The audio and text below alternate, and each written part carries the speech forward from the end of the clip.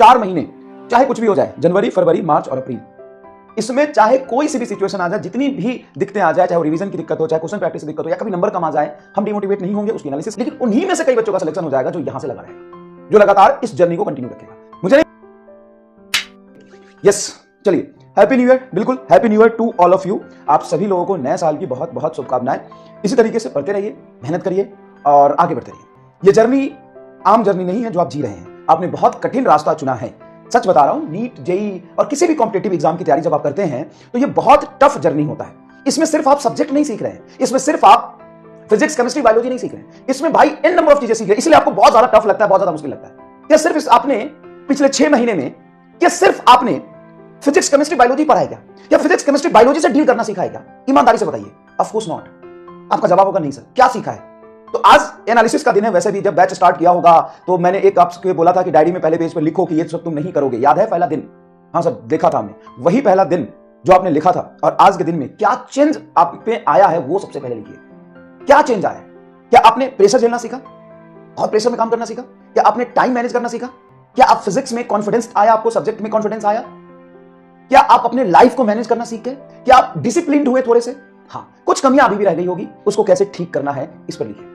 ये लिखिए कि चाहे कितना भी निगेटिव थॉट आ जाए, हमने जब इसको दे दिया तो दे दिया, ठान लिया तो ठान लिया, मुझे करना ही है किसी भी कीमत पे। और मैं बता रहा हूं, कोई भी ऐसा इंसान नहीं है जिसको ये लगता है सब कुछ अच्छा चल रहा है। सबको लगता है कुछ ना कुछ गड़बड़ है। गिरते हैं, उठते हैं, आगे बढ़ते हैं, सबको लाइफ में कुछ ना कुछ गड़बड़ लग रही है। किसी का रिवीजन नहीं हो रहा, किसी का बैकलॉग है, किसी का क्वेश्चन प्रैक्टिस नहीं है, किसी को कुछ याद नहीं आ रहा, लेकिन उन्हीं में से कई बच्चों का सिलेक्शन हो जाएगा जो यहां से लगा रहेगा, जो लगातार इस जर्नी को कंटिन्यू रखेगा। मुझे नहीं पता कि आप सेलेक्ट हो जाओगे नहीं हो जाओगे, लेकिन अगर आप जर्नी में लगे रहे और पढ़ते रहे, पूरा कोर्स कंप्लीट करने वाले जितने भी बच्चे हैं ना, उसका सिलेक्शन रेशियो 25 से 30% का होता है। 25, 30, 35% तक बच्चे सेलेक्ट हो जाते हैं जो पूरा कोर्स यहां से कंप्लीट कर ले। क्योंकि मैं आपको ईमानदारी से बता देता हूं, क्योंकि 70 से 80% बच्चा कोर्स ही कंप्लीट नहीं कर पाता, और 70 से 80% बच्चा का कोर्स कंप्लीट ही नहीं कर पाता, तो बचा कितना? 20 से 30%। 20 से 30% का 30% कितना होगा सर? अल्टीमेटली तो 8-10% ही हुआ सर। हाँ, तो ही 7-8% का सिलेक्शन हो जाएगा, ठीक है ना? सारे मैं सीट इंक्लूड करके बोल रहा हूं मैं। तो आज आपके एनालिसिस का दिन है। आप एनालिसिस करिए कि क्या गलती रह गई लास्ट ईयर में, उसको नहीं दोहराएंगे, और बस ये 6 करेंगे और काम करेंगे। रिजल्ट सिर्फ आपके इनपुट से मिलेगा, आपके ओवर थिंकिंग से, सोचने से नहीं मिलेगा। और याद रखिए, ये दुनिया गोल है, आपका किया हुआ मेहनत आप तक घूम के जरूर आएगा। ये ट्रुथ है, सच है, वास्तविकता है कि आपका किया हुआ मेहनत खराब नहीं होगा। ये मैं आपको बता देता हूं। हो सकता है कि आपको लगे कि अरे यार इतना मेहनत किया, मेरे नंबर नहीं आ रहे, लेकिन क्या पता अभी थोड़ी सी इंप्रूवमेंट बाकी है, क्रिटिकल थ्रेशोल्ड पॉइंट पे पहुंचना बाकी, वहां पे पहुंच गया, अचानक से नंबर 7 हो जाए। क्या पता कि थोड़ा सा और कुछ करते हैं यहां से एम्पलीफाई होना शुरू हो जाए। हो सकता है कि रिजल्ट तुमको अभी ना मिले, 2 महीने बाद मिले, लेकिन 2 महीने बाद मिलेगा। हो सकता है 4 महीने बाद मिले, हो सकता है तुमको, मतलब हो सकता है, मे भी मैं कह रहा हूं कि तुमको अभी रिजल्ट ना मिले, 4 साल बाद रिजल्ट मिले। सर 4 साल बाद नहीं सर, हमको भी नो नोस, कौन फ्यूचर जानता है? आपका काम है सिर्फ आंख बंद करके मेहनत करना। हालांकि बहुत टफ है, बहुत मुश्किल है, लेकिन आपके पास कोई दूसरा रास्ता नहीं है तो बताइए, ठीक है ना? है तो बताइए, नहीं है ना तो बस इस पर लगे रहिए, ठीक है?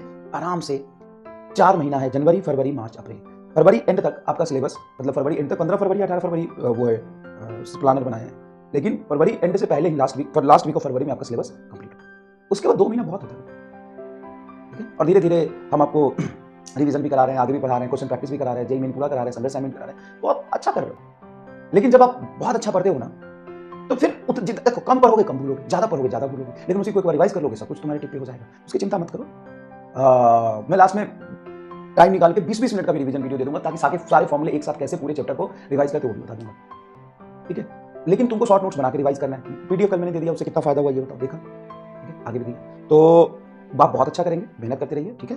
और बस यहां से प्रॉमिस करिए, और उस प्रॉमिस को आपको 100% पूरा करना है। एकदम प्रॉमिस है सर। रिजल्ट सेलिब्रेशन में आपसे मिलेंगे और हम टूटेंगे नहीं, हम लड़ेंगे, बस, ठीक है? और जब रिजल्ट सेलिब्रेशन मिलेंगे तो बताइएगा सर वो दिन था, हमने ये प्रॉमिस किया था कि हम टूटेंगे नहीं, चाहे कुछ भी हो जाए, इतनी भी निगेटिव से, अच्छा कई बार पॉजिटिव भी आएगा तो बहुत ओवर कॉन्फिडेंस में भी नहीं आना है ना? हम टूटेंगे नहीं, हम लड़ेंगे और हम जीतेंगे, ठीक है? प्रॉमिस है, हम टूटेंगे नहीं, हम लड़ेंगे और हम जीतेंगे, ठीक है? चलो अब पढ़ लेते हैं भाई पढ़ लेते हैं भाई। लेकिन हाँ, ये मैं लॉन्ग टर्म, जैसे कहते हैं ना, लॉन्ग टर्म का ज्ञान दे रहा हूं थोड़ा, कि देख भाई, दुनिया गोल है, तुम्हारा किया हुआ मेहनत तुम तक जरूर आएगा। वो आज आए, कल आए, 2 महीने बाद आए, 4 साल बाद आए, 10 साल बाद आए, लेकिन तुम्हारा किया हुआ मेहनत तुमको ही मिलेगा, कोई और नहीं ले जा सकता है, ठीक है? जितना हार्डवर्क कर रहे हो वो तुम्हारा मेहनत तुम तक वापस आएगा। किसी के घर की हालात अच्छी नहीं है, किसी के मतलब घर में कुछ प्रॉब्लम है, किसी के हेल्थ इशू हो सकता है, किसी के फैमिली में कोई इशू हो सकता है, बहुत सारे प्रॉब्लम होंगे आपके लाइफ में। सिर्फ पढ़ाई, हम सिर्फ पढ़ाई की बातें करते हैं, सिर्फ पढ़ाई, वो तो ठीक है, पढ़ाई तो होगा, लेकिन बहुत सारे ऐसे लोग होंगे जिनके इकोनॉमिकल कंडीशन से, क्राइसिस से गुजर रहे होंगे। कई लोग होंगे जिनका इमोशनल ब्रेकडाउन बहुत चल रहा होगा। कई लोग होंगे जिनके फैमिली की तरफ से उतना सपोर्ट नहीं होगा। कई लोग होंगे जिनके फैमिली का वही सपोर्ट है, मतलब पूरे फैमिली की वही उम्मीद है, इस प्रेशर में भी होंगे।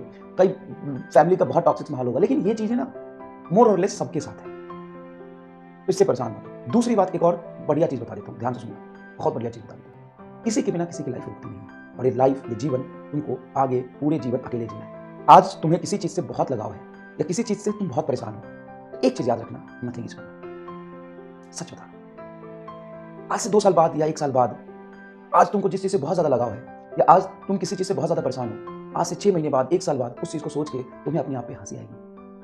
अरे यार, ये तो कुछ नहीं था। तुम्हें ना ऐसा लग रहा हो कि ये है तभी मेरी दुनिया है, ये है तभी मेरी सांसें चल रही है, ये नहीं तो दुनिया नहीं, ना हवा ना पानी ना सूरज, कुछ नहीं, ना दिन ना रात, ये ऐसा लगता है। या इसका उल्टा, कोई लोग किसी चीज से बहुत परेशान होंगे, लेकिन याद रखिए ना, नथिंग इज परमानेंट। अगर आप किसी चीज से बहुत ज्यादा परेशान है या किसी चीज से बहुत ज्यादा आप लगाव में है, नथिंग इज परमानेंट। ठीक है, आइए आगे बढ़ते हैं। चलिए, तो आज